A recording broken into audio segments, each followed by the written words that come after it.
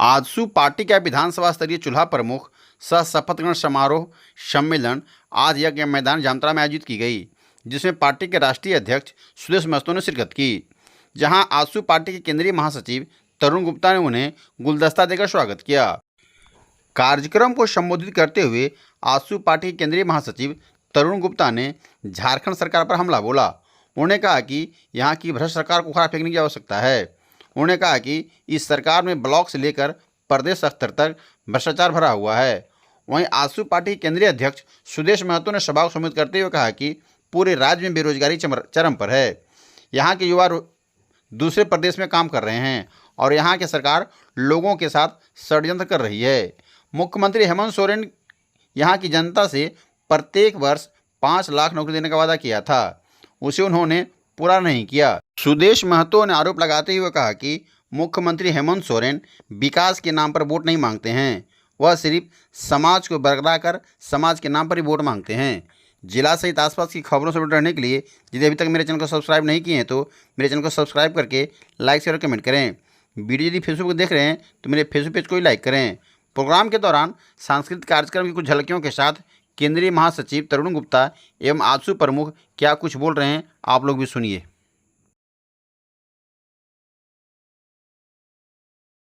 मैं आपका चरण वंदन करता हूं, अभिनंदन करता हूं और विशेष रूप से मैं आपको विश्वास दिलाना चाहता था कि आप बहनों के विरोध, आपके बहनों के सहयोग से इस झारखंड में चलने वाली भ्रष्टाचार सरकार को हम उखाड़ फेंकेंगे और जामताड़ा विधानसभा में भी परिवर्तन लाने का प्रयास करेंगे। इतना आपको विश्वास दिलाना चाहता हूं। किस तरह जामताड़ा विधानसभा में चल रहा है, लूट खसोट चल रहा है, जिस तरह जातिवाद चल रहा है, जिस तरह भ्रष्टाचार चल रहा है, आज हाथी डूबा तालाब 5-5 लाख में लोगों को बेचा जाता है।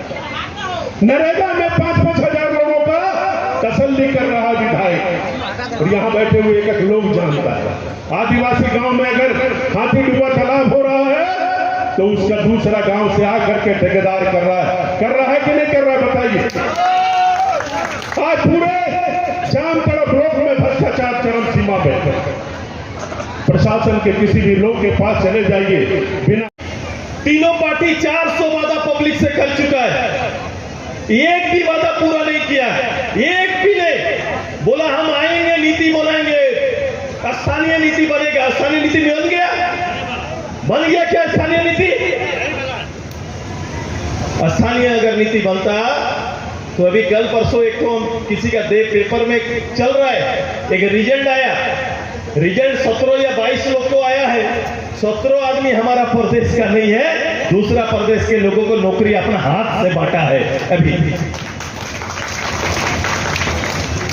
पूरा सरकारी नौकरी 3 लाख खाली है, 3 लाख नौकरी खाली है। 5 साल में नौकरी लेने का नियोजन ही नहीं बना पाया। 2 लाख टीचर का पद खाली है, तय नहीं कर पाया भर्ती कैसे करेंगे, और मंच में खड़ा होकर उनको वोट चाहिए। वोट चाहिए समाज के नाम पर, काम के नाम पर तो वोट मिलेगा क्या, बता दीजिए। काम के नाम पर जामताड़ा में वोट मिलेगा किसी को? नहीं मिलेगा। तो फिर आते हैं समाज के नाम पर वोट लो, तब तो समाज के नाम पर वोट लेना होगा, तो देखेंगे कि समाज का कितना भला हुआ है। तो समाज में हमारा ट्राइबल समाज है, ये समाज का कितना भला किए, कितना ट्राइबल समाज हमारा जो पूर्व में उसका स्थिति था, आज उसका स्थिति सुधर चुका है। इसका मूल्यांकन होगा ना, होना चाहिए कि नहीं? कितना ट्राइबल लोगों को इतना सुविधा हमने दे दिया।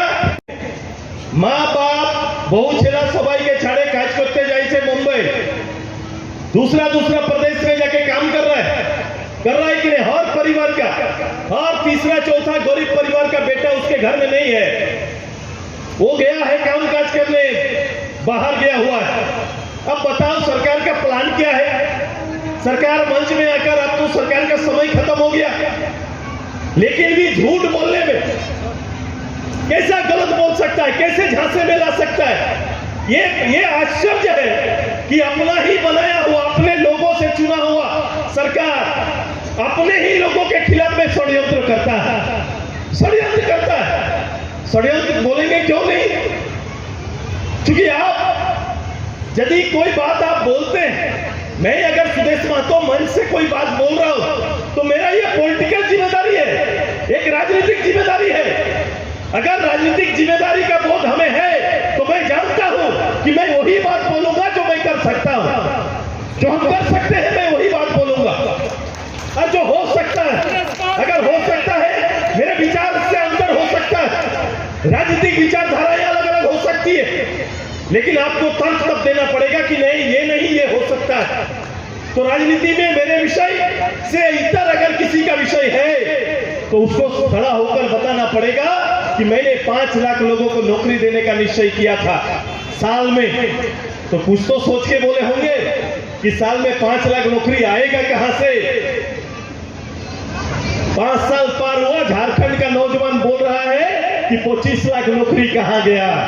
ये 25 लाख नौकरी हेमंत बाबू मंच में खड़ा होकर बोले थे, वो 25 लाख नौकरी है ही कहां? ये झारखंड का नौजवान आपसे पूछना चाहता है। ये पूछ सकते हैं कि नहीं पूछ सकते? पूछना चाहिए कि नहीं पूछना चाहिए?